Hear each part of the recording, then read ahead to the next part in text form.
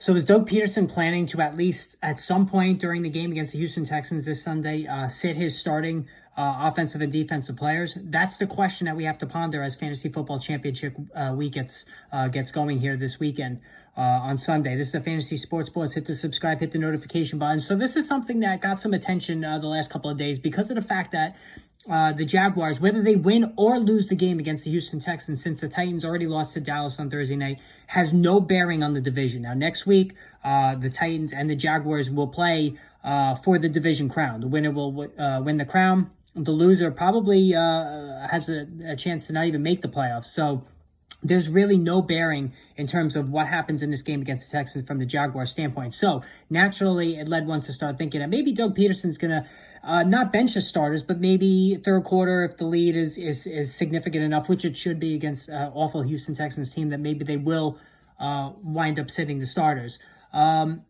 Peterson has said publicly this is not going to happen. Now, of course, coaches lie all the time to the media. They're never completely forthcoming, nor should they be, because there's a lot at stake.